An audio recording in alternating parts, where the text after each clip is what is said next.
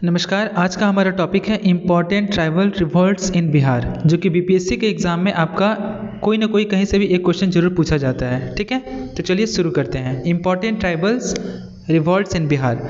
तो पहला है, जैसा कि आप देख रहे हैं कि नेम ऑफ द रिवॉल्ट, उसके बाद उससे पीपल एसोसिएटेड, कौन से पीपल इससे संबंधित थे, किस ईयर में क्या क्या हुआ था नहीं हुआ था, और तीसरा है आपका नेचर एंड ऑब्जेक्टिव, चौथा है नेचर एंड ऑब्जेक्टिव। तो चलिए शुरू करते हैं। पहला है हो एंड मुंडा। ये जो हो एंड मुंडा जो रिवॉल्ट हुआ था, ये जनजातियों का एक विद्रोह था, जो कि आपका राजा, इसको एसोसिएट इससे संबंधित व्यक्ति कौन थे, तो वो थे आपके राजा परहात। इसके ये कब हुआ था? ये 1820 में हुआ, 1827 में हुआ, 1899 में हुआ, 1900 में हुआ, फिर ये टोटल 1860 से लेकर के कंटिन्यू 1920 साल तक चला। इसका नेचर एंड ऑब्जेक्टिव क्या है, यानी कि इसका प्रकृति और इसका उद्देश्य क्या है?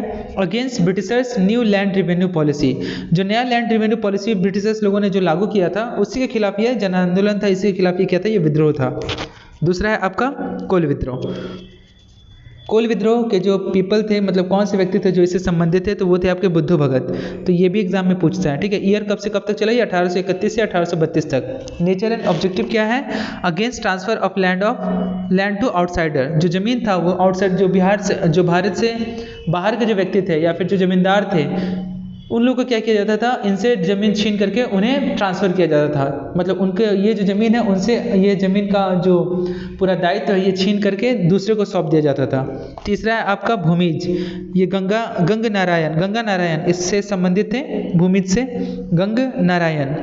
ठीक है, गंग नारायण ये कब हुआ था? ये 1832 से 1833 में हुआ था। नेचर एंड ऑब्जेक्टिव क्या है? Against land revenue policy of Britishers. यानी कि हम लोग जो देख रहे हैं हो एंड मुंडा, वो भी आपका लैंड रिवेन्यू पॉलिसी से संबंधित था। दूसरा कोल विद्रोह, वो भी आपका लैंड टू आउटसाइडर, यानी कि ये भी जमीन से संबंधित था। तीसरा जो भूमिज जो रिवॉल्ट हुआ था, विद्रोह हुआ था, ये भी आपका लैंड रिवेन्यू से संबंधित था। चौथा हम लोग देख रहे हैं संथाल, जिसके नेता थे सिद्धू और कानू।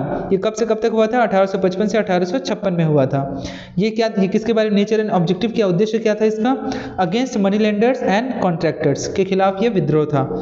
नेक्स्ट है आपका सपा हो रिवोल्ट। इससे कौन कौन संबंधित व्यक्ति थे? तो बाबा भगीरथ मांझी, दूसरे थे लाल हेम्ब्रम एंड पाइका मुर्मू। ध्यान दीजिएगा, फिर से बोल रहा हूँ मैं, बाबा भागीरथ मांझी, लाल मेम्ब्रम एंड पाइका मुर्मू। यह विद्रोह जो हुआ था 1870 में हुआ था। ये किससे संबंधित था? Against restriction on religious sentiment. मतलब उनके जो धार्मिक जो चीज़ें, उनको उनके खिलाफ, मतलब उन्हें भड़काया जा रहा था, बताया जा रहा था कि आप ट्राइबल जो पीपल हैं, तो वो जो कर रहे हैं, जो पूजा पाठ वगैरह कर रहे हैं, सब व्यर्थ है। ठीक है, इनके खिलाफ उन्हें क्या किया, उनके सेंटिमेंट, उनके मन से, उनके भावनाओं से खिलवाड़ किया गया था। तो ये मूवमेंट हुआ था।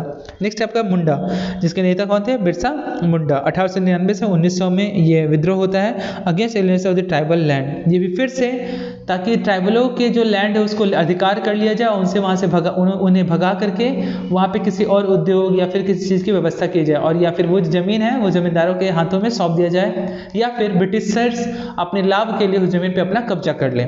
इसके खिलाफ यह विद्रोह था। नेक्स्ट आपका ताना भगत जो ये मूवमेंट था, रिवोल्ट जो हुआ था, इससे पीपल जो एसोसिएटेड थे वो थे आपके जात्रा भगत। ये 1914 में हुआ था। इसका ऑब्जेक्टिव और नेचर क्या था? Against landlord and contractors. यानी कि दो विद्रोह हम लोग देखते हैं कि अगेंस्ट लैंडलॉर्ड एंड कॉन्ट्रैक्टर्स था, एक आपका संथाल विद्रोह और दूसरा था ताना भगत विद्रोह।